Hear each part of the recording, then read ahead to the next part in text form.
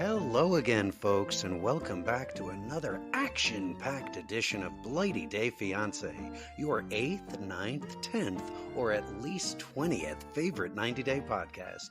I'm Jack in Los Angeles, and joining me today from London is AI's answer to the question, what is a knockout bombshell? The incomparable Michelle.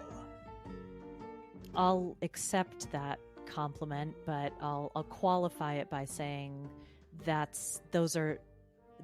Google AI that keeps fucking everything up is what you'd have to use to get me as the knockout bombshell. She's result. being bashful, folks, but let's get on with the show. Michelle, take it away. All right. Well, little bit of housekeeping.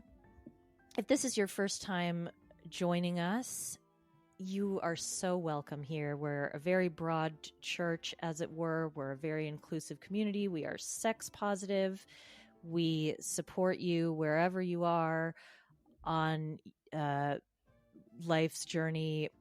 We try to be nice to people in general, and we try to engender sympathy and empathy and understanding. At the same time, we are brutal with the people that we don't like, and we pick favorites.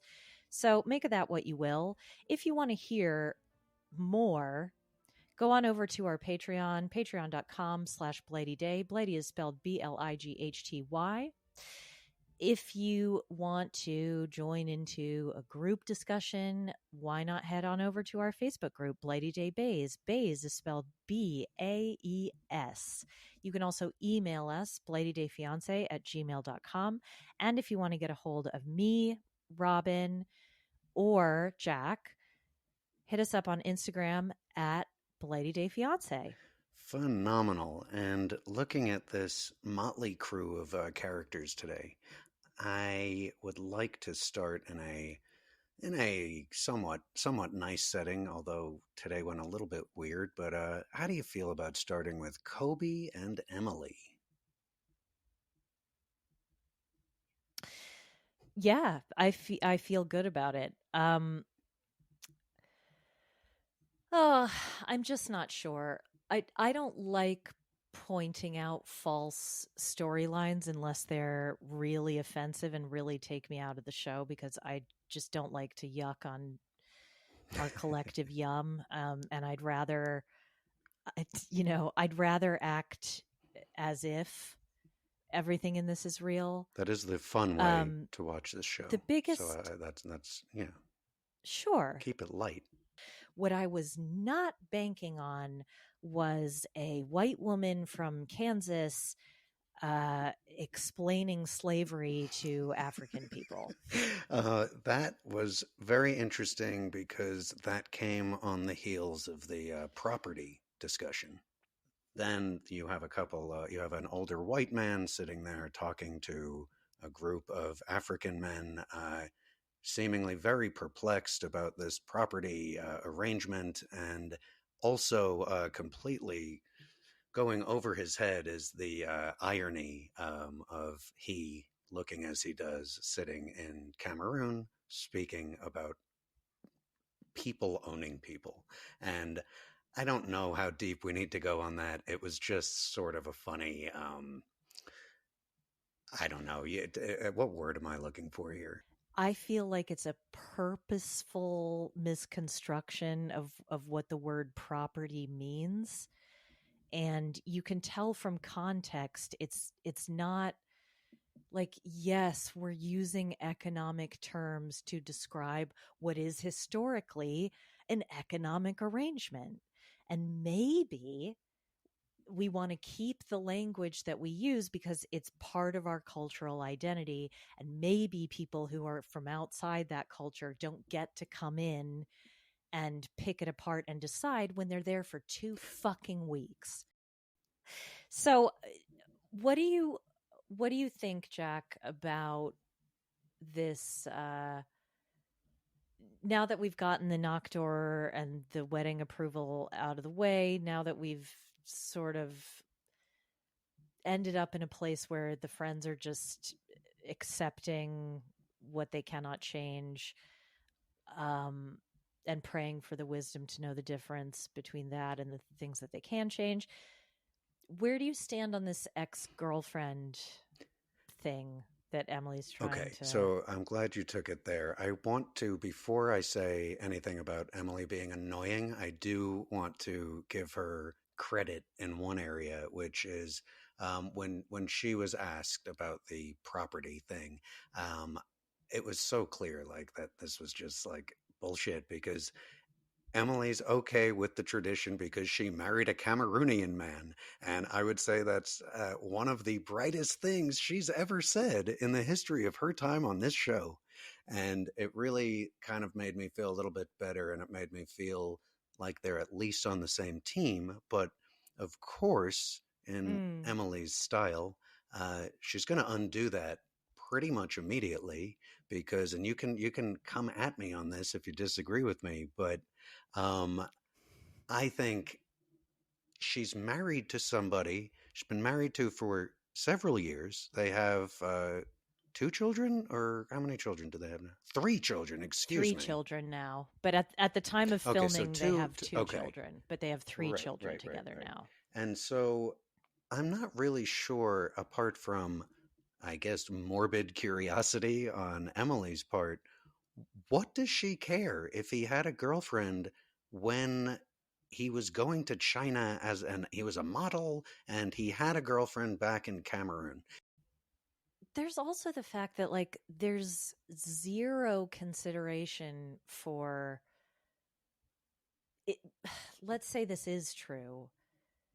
There's zero consideration for how Kobe's ex-girlfriend might feel, right? Maybe she doesn't want to meet the woman that her ex-boyfriend ended up impregnating and So then you're leaving her saying for.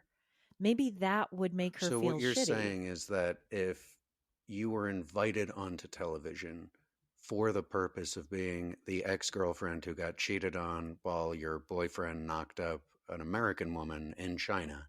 No, and I'm also not going to comfort someone who took my man. 100%. That's why yeah. Like I mean, I'm not an unkind person. I'm not unsympathetic, but like that's next level codependency. Like Emily, this woman is not responsible for your feelings in any way, shape, or form. And if you want to get closure, which by the way doesn't exist, you need to, this is something you need to work out for yourself. You do not need to meet with this woman, ascertain whether or not they were technically together or not when you got pregnant, because why would you do that to someone? Why would you do that to another woman? 100%. Yeah. No, I mean, Like, to, you're right. And I didn't even really think about it that way, but because we don't know the ex girlfriend, so I'm not really thinking about her. But if I do think about her for a minute, it's horrifically unkind and mean to just because either way, however this works out, she either catches Kobe and then she gets to be mad at him about something that's years ago before they have the beautiful life they have together now, or she can make this woman who was ostensibly cheated on feel like shit and put her on TV. And that just, then that's why I was saying every time Emily does anything I like, it sort of gets unraveled rather quickly. it gets, yeah, it gets immediately undermined. And you know they're going to bring this poor woman on the reunion, and Sean Robinson is going to be like, did you know what was going on in China? Were you aware of what was happening? And it's just, and then she's going to be like, hey, Gary, can you bring the guillotine out right now? Can we get it? Can we get a guillotine for Kobe's dick, please? it Great. Can we bring in the baying it mob? Yeah. feels Okay. like, taking all of that into account, it feels like this is Emily's final project at codependent grad school in Cameroon.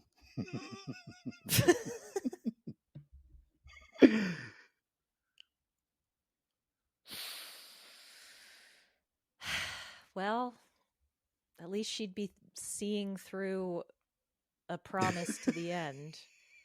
You know, she keeps saying to her, she keeps promising her dad she's not going to get pregnant with any more basement children. Um, and yet here we are. Now, also with them though, and I see, and see, look, Emily moves so much that now I have to go backwards again and say something else that was nice. That what was before things got unraveled, which was she did do a great job apparently with the food and to enter into another culture that you might not be familiar with, culinary wise. I thought that was a pretty cool, nice scene to have, especially, was it his parents or grandparents who were complimenting her cooking? Um, yeah, but she ruined that by saying, I even ate some of it. Like, I made your I made your weird dirty foreign food and I Can you even believe ate that? it. I would love a medal. And in fact, no, I don't want a medal. I want you to drag your ex girlfriend out to meet me. I mean, does she, and I know, look, I'm not going to make fun of her tongue, but is she, the size of it, I mean, but I will say she is literally tripping over her tongue the entire fucking episode. And now from there, do you feel like going directly into Angela and Michael, or do we want to go to Ashley and Manuel? Dealer's choice. Uh there's not a whole lot there with Angela and Michael, so I'm happy to go there. Let's get them out of the way. Yeah. God, this is just this behavior is not acceptable. And again, I'm just going to say it over and over. This you can't talk to someone you love this way, no matter how angry or frustrated you are with your partner or anyone else. You can't speak to someone this way. You can't call them a fucking idiot. You can't. These are really hurtful words. And look, I'm not saying, and it's this particular way that she has about her where, I mean, we were talking about how, like, you know, the hardest thing to do sometimes is to be vulnerable and say, I need a hug. I'm feeling really down. I don't feel confidence about this. I'm afraid. Angela is really uncomfortable being in her fear, being in her insecurity, being in anxiety, and so she goes not to anger but to rage. And that aspect of it, I think, is so fucking hard to watch. 100%. And I want to get back to that, but even just looking at the way she opens the show, where I don't know, she was seemingly confused that there are other languages used in other countries when she was speaking to the waiter. I mean, talk about like just rolling in, and I'm going to try not to say dumb American 500 times in this episode, but she just looks like an asshole talking to this waiter. And I love the waiter. I love the waiter's stone face who's not giving her even like a half a fucking grin. Oh, but also that waiter is He's a hot. good looking man. He's a good looking man. Um, I will say I felt really bad for him though, because he looked like he literally wanted to like sink into the ground while she was talking to him, like just disappear. I don't think he was comfortable with the advances she was making. And I think this is part of what is so sinister about Angela is she can switch so easily from being this like, "Oh, I'm just kind of nervous, you know. Um I'm just afraid because my fiance's been applying for the visa, and I'm just really scared. I'm sorry. I don't mean to be dumping all this on you. I'm just a sweet. I mean, hey, if it doesn't work out, do you want to go on a date with me?" All right, let me add to that. It sounds a little bit more like this. Yes, thank you. Oh, and I do have a question because you were just that was a really good impression. I have a question is okay, I know obviously she had mouth work done and we know she had teeth work done and everything. Two Hmm. parts. Um did they do like a permanent denture situation where all the teeth are like fused together because it almost looks like a cartoon character like where she just has like a giant set of chompers? So you see this happening on I don't really follow the Bachelor anymore. I think the last and even before then I wasn't a lifer. I think I watched The Bachelor for about 6 In years. your basic bitch phase? And I'm still in my basic bitch phase. Don't clown on The Bachelor. Come on, it's a national treasure. It's a cultural, Touchstone. I don't know, it's what yes, exactly. So it happens on a lot of reality shows that I think if you get veneers done properly, they are your teeth are filed down, your natural teeth are filed down, and you get a set of they're either bridged or individual teeth that are designed to fit Yes. your mouth, um, and not to make you look like Walton Goggins in the Mighty Gemstones. You know, like that's not the vibe. Like somebody talks like this who has to go around their teeth. And so nobody in reality television can afford these kind of procedures done properly, so they go to Turkey or Bodrum. whatever, or they go to a Groupon clinic, Bodrum, and they they get these one size fits all So it is almost like type. a permanent denture situation and to a degree. And Yeah, do I you think so. If I had to sorry, I was it was just go ahead. it's still about her mouth. I don't remember her Well, I was going to say I don't remember her having such a and I'm not knocking her. I mean, it's I'm glad she got herself the work she needed, but I don't oh, Oh, fine, fair, fuck off. Fuck fine. right off. It's Uh, open season on Angela. Okay, good. She's I can get talked meaner, about it. but my question is, I don't recall her having such a pronounced underbite. Am I misremembering, or did the bridge work do something funny to her jaw? I think it's a combination of weight loss, like Hmm. continuing weight loss, and whenever she had that, I think she's always kind of had what I call that everyone has that drawer in their kitchen that's like under another drawer that's kind of always open Yes. all the time that stuff gets stuck in. So She's got a bit Angela's of that. mouth is like a Um kitchen junk drawer. And moving over to Michael, who I don't I've never really understood what his deal is. I don't really understand if I guess what I believe his deal to be, although I try not to take such a negative view, is like I can't imagine anyone spending so much time with her who's not in it for the money or at least some sort of security of some sort. But at the same time, right. no, go ahead. Right. Yeah, Cuz sorry.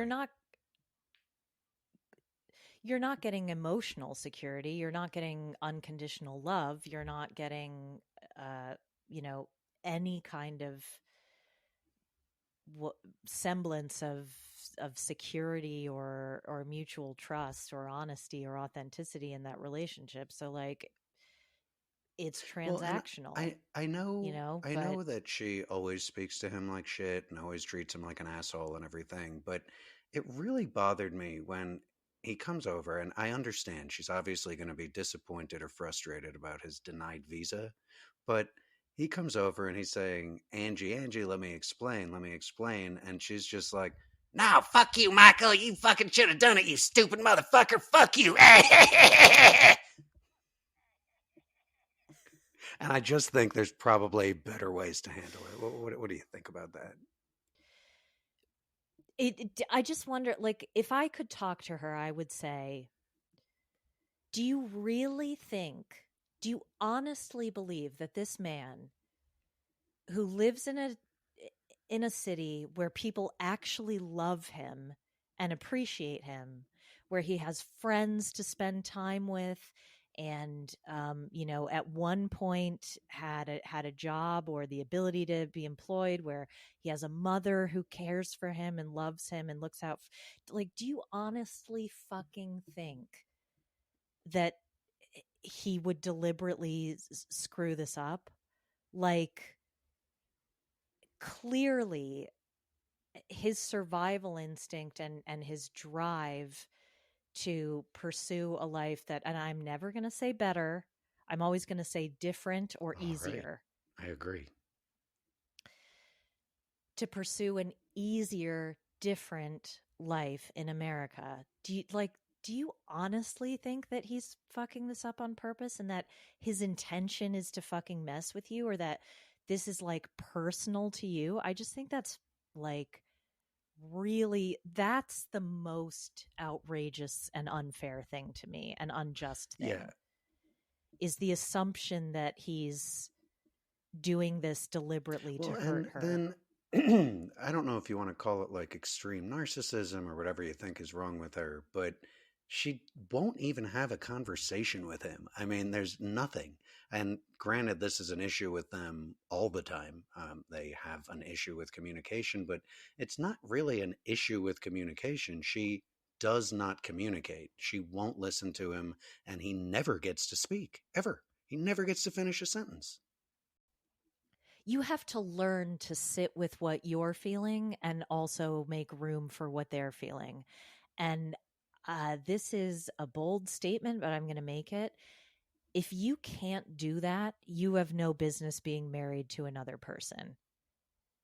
I'll Period. I'll second that Full one. I'll stop. second that.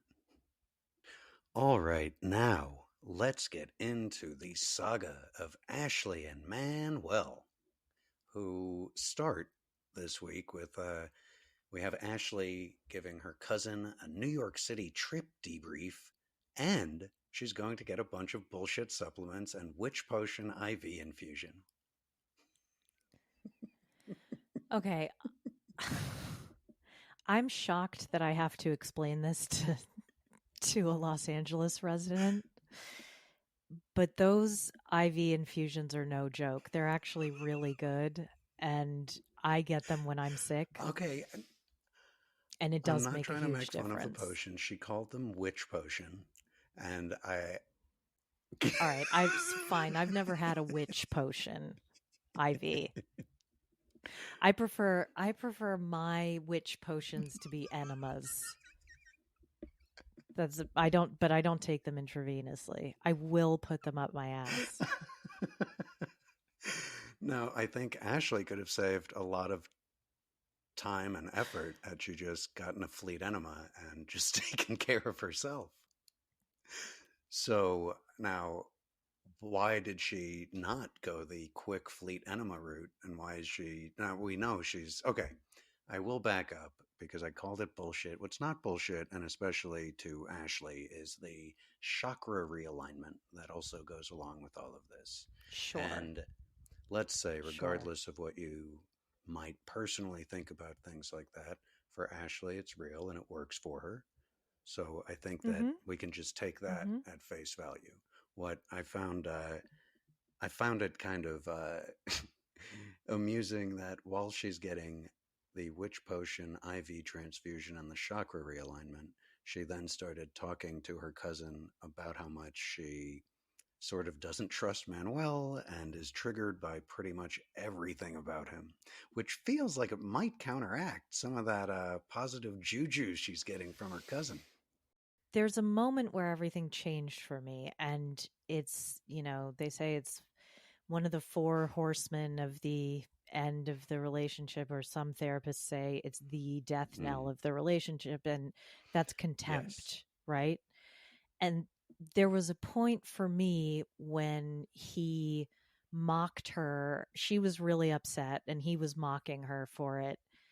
And I was like, that's a cruelty that I hadn't seen in him before, and a contempt towards her that I hadn't Do you seen in him mind taking before. us back to that scene a little bit with a little description, just since we were not on the air for that episode?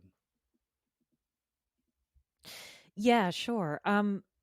I don't remember exactly what was said, but I think it was when they were in New York and they were with I want to say Manuel's cousin, and they're kind of having a conversation, and Ashley said something about she wasn't in anger, she was coming from a place Mm-hmm. of hurt, and from my perspective wasn't coming from a place of like being combative in the slightest.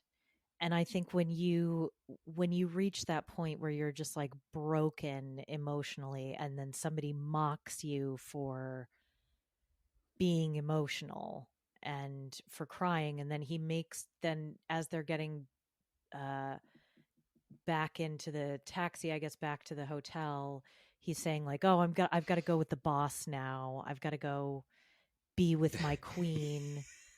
Um I think they're at a point now together where she is never going to understand really where he comes from, what money means to him, the value of that money, what that money ought to be for. You know, they're never going to meet there. I don't know if they Um can because, um, you know, you're saying that maybe she's never going to understand the money matters from Manuel's perspective, and you know, I mean, she says she gave him $1,000 and overall sent back, quote, thousands, is all she said, which made me think which still anything she's giving is great, but it feels like this is like a consistent issue between them and then, you know, we're finding out, not finding out for the first time, but, you know, the sort of secretive nature of Manuel's life is not sitting well with Ashley. And, you know, like, you know, like when she's going to her past relationships in her head and claims telling him about her biological father should make it easy to be there for her. So initially, before, and I'll get to the trigger warning in a second, but that's valid what she's saying there, but it felt kind of one sided to me. It's just from Ashley's perspective, and Manuel should just know. And the trigger warning is that Ashley's father did commit suicide, sadly, and based off of that extreme yes, that's the word. Abandonment, Thank you. That's the word I'm trauma. looking for. Yeah. She doesn't feel safe with Manuel's consistent, secretive nature. And I think that is totally fair. But like all of these people, they've been together for, I don't know, at least a year, I guess, in the country now, give or take. And they haven't made any progress at all. It's kind of like the problems are just following them wherever they go as they will, because they're not actually tackling anything. They don't talk, and maybe the answer is as simple as what you said already, which is you saw contempt from Manuel towards Ashley. And where do you think that contempt from him comes from when, according to Ashley, she's been taking care of everything and providing and helping and no problem? Like for him, it's I'm a private person. I need my private life. I need my alone time. I think that's a boundary, and it's a healthy one depending on how it's used and where it is. You know, like you should know yourself, if you like, I'm someone who needs time alone. I need time to decompress. I need time to be away from people, right? Because I find being around lots of people Yeah, really draining yeah. sometimes. Um but it's not. And for Ashley, I understand she has trauma from this tragedy with her father, trauma from past relationships. Your trauma is not a fait accompli. It's it's so toxic. And what they do to comfort each other is Right. fuck each other. And that's fine if it's part of like a package of You mean not reconciliation. just fucking coming and then kind of being okay for like maybe 25 minutes and then getting into some other stupid fucking argument right after that? That's the thing about using sex as a I'm trying to think of like not a crude Be way to say it, crude. but Come on. That's what the people expect. it's you're filling a hole, right? And when that hole is empty, it's going to need more filling. So she doesn't have, okay, so she needs like a limitless supply of cream filling.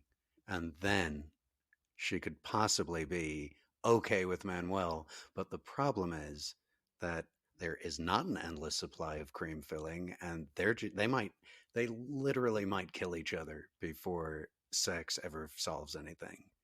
I'll tell Yeah. you what it comes down to. What it comes down to is um, neither of them are interested in taking any accountability for their own stuff and what they're bringing to that relationship. So, unless you're willing to go through that shame and unless you're willing to take that responsibility for yourself, you're not going to go anywhere. And a lot of people are like, RuPaul says, if you don't love yourself, how the hell are you going to Hmm. love anybody else? Right. And some people take that quote and they're like, you're worthy of love, whether you're able to love yourself or not. Like, that's not what makes somebody lovable. And that's not wrong, but it's missing the point. What it's saying is that if you can't recognize in yourself vulnerability, the things that are Yes. yours and what you need, there is no way that you're going to be a good partner to somebody else. You're not going to love somebody else the way that they need to be loved. Absolutely. I think you're 100% on that. I mean, and I wonder if Manuel almost feels like this is my wife. We're together. She's supposed to help with my family because it's her family now, too. And, I don't really want to explain exactly where the money's going because some of it goes to my mom, some goes to the mother of my children, however it breaks down. And I want to give him like the benefit of the doubt on that. But then, like you said, he's mocking her, he's an asshole. And at this point, when she has not met his family, he owes her one of two things. It's either meet the family or dump all your cards on the table and tell her what's going on. Because she keeps asking the same freaking questions. Um, so let's put a pin in that until next week. I'm going to recommend that if, conflict is your kink and that's what keeps uh, the romance alive in your relationship, there are way better places to spend your money than a lawyer's office to to work that out. Let's finish with the fun people and let's move to Lauren and Alexi first. Look, Lauren is not one of my favorites. I'll come out It's a and hot take there, admit that. Michelle. Um, but I cannot imagine saying that to my own child because look, whether she elected to have the surgery or not, it's worse than she thought it would be. The recovery period is longer.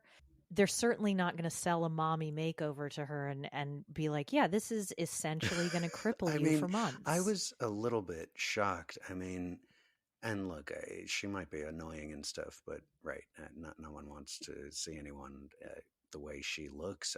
I mean, and I'm really not saying this to like make a joke, but I was trying to come up with like, what does she look like when she walked in? She was all hunched over and everything. And she looked like an elderly person who fell down an elevator shaft. That was, and didn't go to the hospital and just like got wheeled back upstairs, like right after that. Oh God, that is accurate. Um, and look, it's a lot. Um, they're celebrating. I mean, they're not. Yeah, fine. They're celebrating Rosh Hashanah. There's more pressure on because like her family's there and they're doing it with the kids and whatever. What I wanted to ask you, and I meant to ask you this off camera actually, but then shockingly I digressed to something else. Did so? Did you like? Were you observant growing up, like in your house? Like, did you do Yes. Yeah, we Friday did night Friday night dinners? dinners and we celebrated all the high holidays and went to temple on the high holidays and everything. So yes, we were reform full, can't be light, so whatever, reform extra.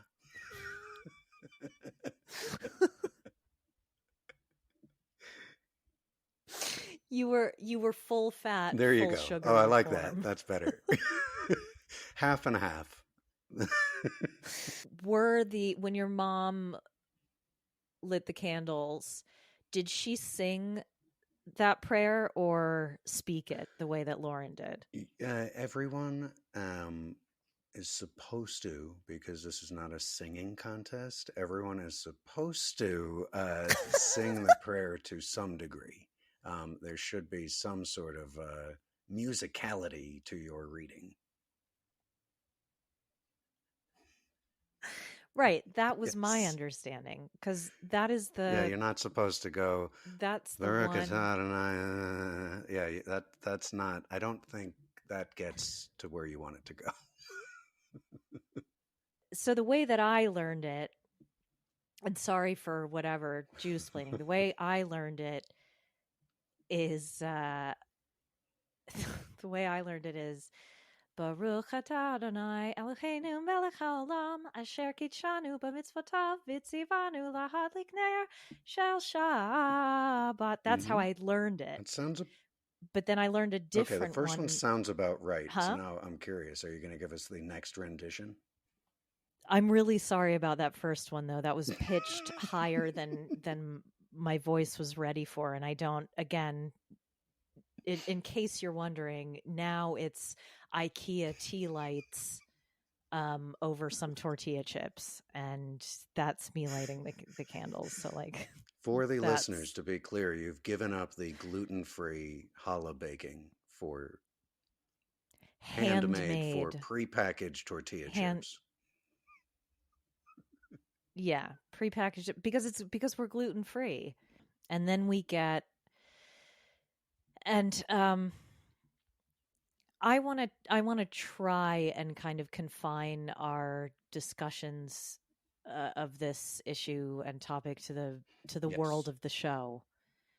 Um, but we do get a preview for next week that Alexi receives word from home about the war, and I'm very happy for people to talk about it and ask questions in the Facebook group. And all I want is for you to just please don't shame other people for not understanding things maybe in the way that you understand them or seeing things in the way that just be kind to each other in your exchanges, but also understand, or not but and also understand that this is an area where nuance is badly needed. Like, I don't think it's a bad thing to ask hard questions. I think it's a bad thing to make mhm. hard assumptions. So I would just encourage everybody, if you don't know about something or you think you know an answer, but you don't know if the answer is the real answer or the right answer or the full answer, ask a question. You know, it's the best way to find out some information about something you don't know about.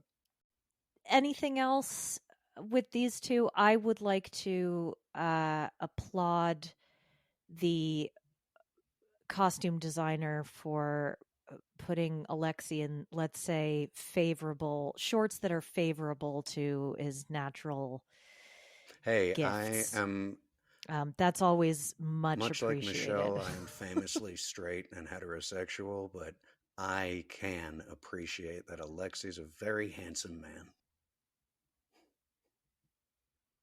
I was just wondering if when Alexei is working with Lauren's mother, if he realized what I realized, which is that he was looking into a future mirror of his wife and exactly what she'll look like in 25 years. I think that there's a lot of resentment, which seems to be the the top word of today's episode. But I think there's a lot of resentment between Lauren and her mother because her mother has chosen not to go down the cosmetic surgery route. Oh, that's a And I good think point. I didn't that even think about it that I way. think I hadn't either until you mentioned that comment about kind of like looking into the mirror.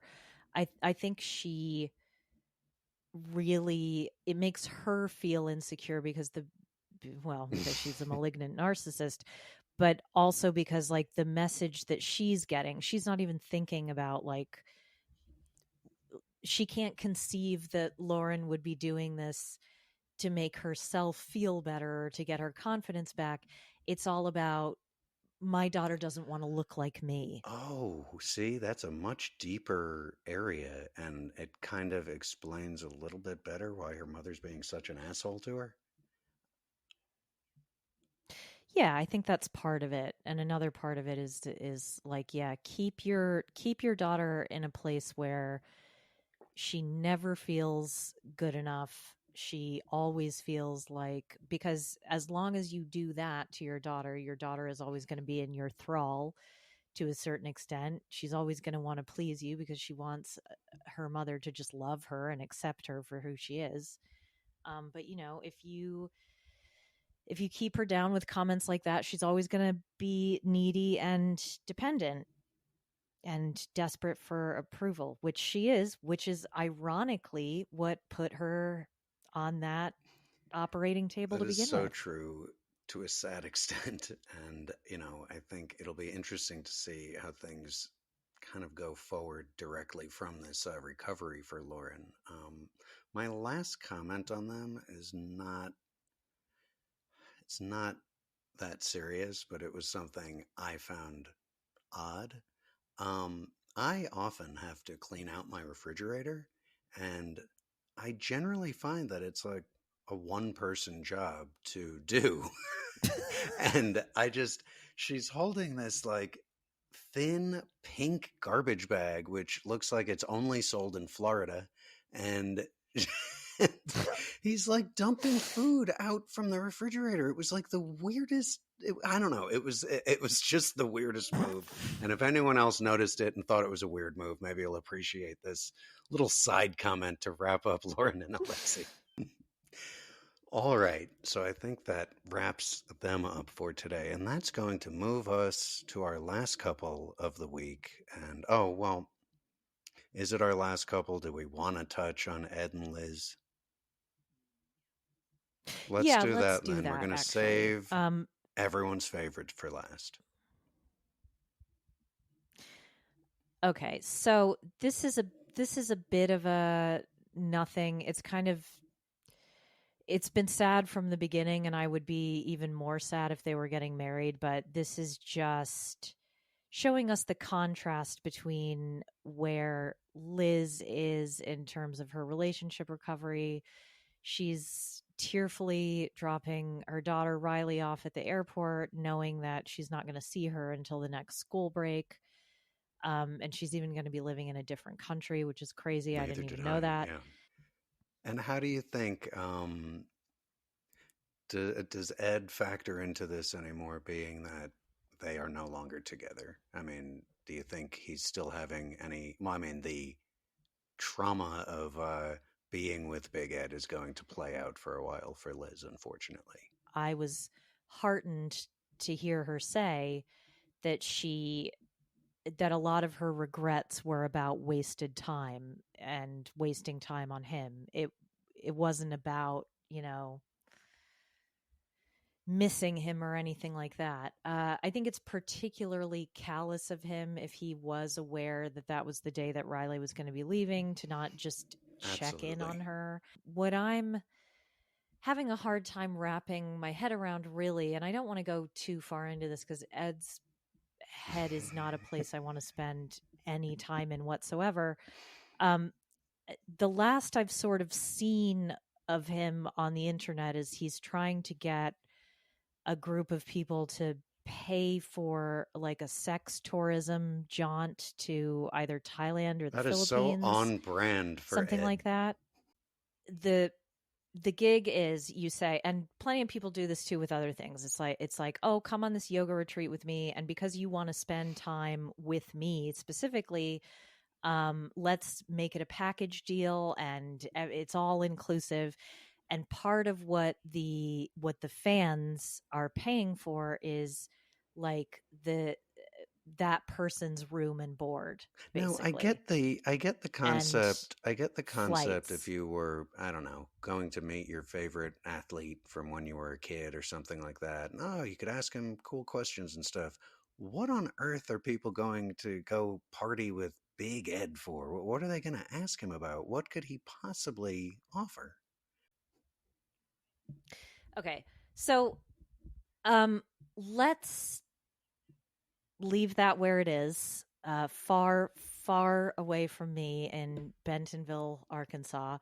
Um, before we go to our final couple for this week, can I just ask that you? We had this conversation yesterday about Ani and Kyle, um, and you were sort of clowning on Kyle's dress sense, but you did show up To be to fair, I record in a flesh colored t-shirt that was 2 sizes too small. And then once we started talking about, what was coming up, I I'm just promise saying. for next week I will be wearing a tuxedo top and down to the cummerbund, and then you won't have any idea what's going on below there. Okay, is that fair? Is that Does that satisfy HR's requirements?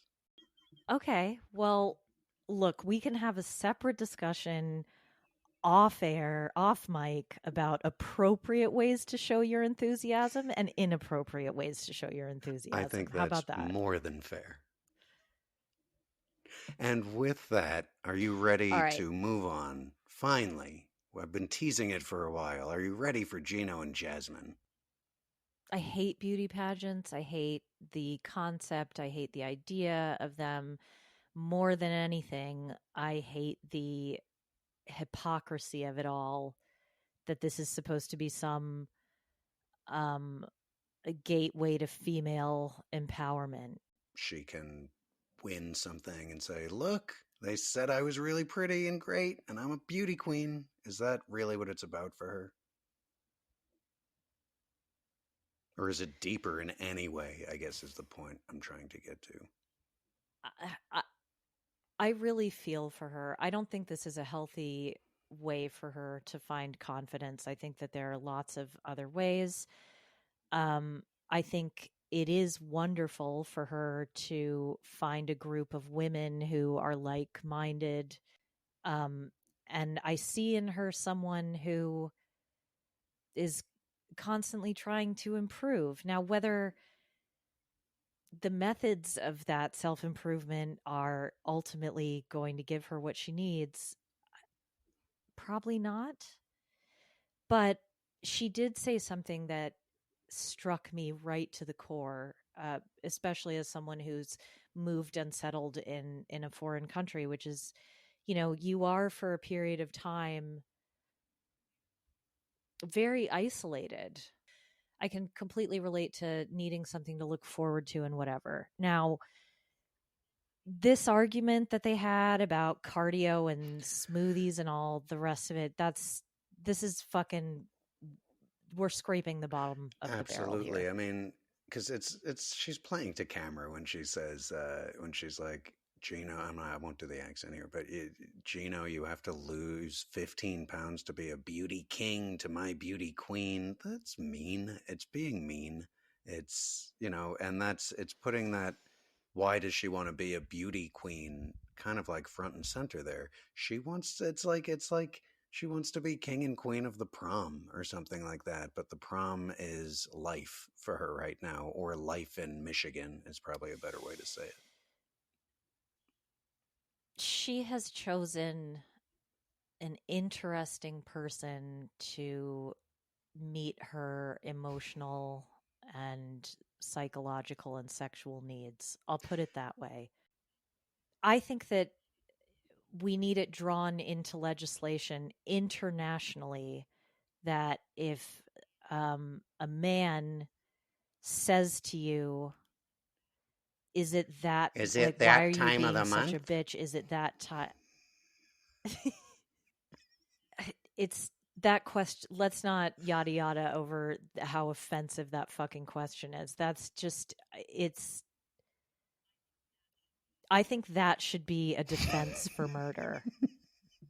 It would be I valid in this do. case. It really would be. I mean, he's been dealing with her for so long. Is he stupid, or is he trying to like get a rise out of her? The way that these two don't know how to argue, and again, like I said way at the beginning when we were talking about Angela and Mackle, these are two people who have zero distress tolerance. And you guys, just because Gino doesn't have these sort of like bombastic, emotional, explosive reactions, it doesn't mean that he's tolerating her distress and he's being calm. The shit that he says to her is vile. Now, The way that he I speaks to had her is one from when disgusting. they are still at the gym, which was, I mean, he really deserved what happens here because he says, I mean, this is just such a stupid question. This is my family. How do you feel about some of the comments said to you? And then she literally kicks him in the balls for the first time that we've seen. And it was not a miss. She's better than that. That was very intentional, and he really deserved it. And my favorite part of it was, as a guy, if you have balls and they get kicked, it creates like a horrific pain in your stomach and it lasts a few minutes. Jasmine literally gave him zero time and just started asking him more fucking bullshit based on how depressed she is at the current time and feeling so alone, as you kind of mentioned there about being in this country and being in such a cold environment and all of that. He's not being thoughtful at all. He's making things harder for her, and not to like run away here, but and then that goes into the, why did he not pay for the pageant if this is so important to her and he understands that and he's supportive? Why would you ruin the chances for her to even be in the pageant? And I'm sure she will end up in it, but it's still, I mean, because even you can see he has literally like 1,000 yard stare when she's asking him why he didn't pay for the pageant, and then he just says, "I didn't know how expensive it was." that was all we got, which also is definitely not an appropriate answer. He should know exactly how much it costs, and he should have figured that out if this was something she was going to do. But how Yeah, much does it possibly cost for an adult beauty pageant? $1,000? I mean, I I'm wouldn't. just It's weird that you used. It's weird that you had to use a qualifier there, an adult beauty pageant, what. it's almost like you were going to say, because I know how much child beauty pageants are. I mean, No, I just did you do the circuit when no, you I were may younger? or may not have watched some toddlers and tiaras in my lifetime. Look, I think Jasmine has an issue with optics when she gets so hostile in such a way and starts doing things like knocking expensive smoothies out of Gino's hands, and then also equating the smoothie to, well, why couldn't we just stay working out and do 45 more minutes of cardio? I think that's I think it's all getting crossed at that point. Yeah. I know you Sorry, I wasn't weren't. listening. But everyone else heard it. So can I just agree with you I and think and that's we'll a, leave it there? Or did you ask me a I question? think that we should just leave it there. Gross. We will catch you guys next time. I love all of you, and I am so excited to be in your ears from now on. I love all of you too, and I love your basketball shorts less, Jack, but we've talked about it. And next, and we can work out a dress code where you can still express yourself, but maybe in a Listeners, I healthier want to way. just point out, notice I have not told you what she's wearing, and I'm going to have to talk to HR about that.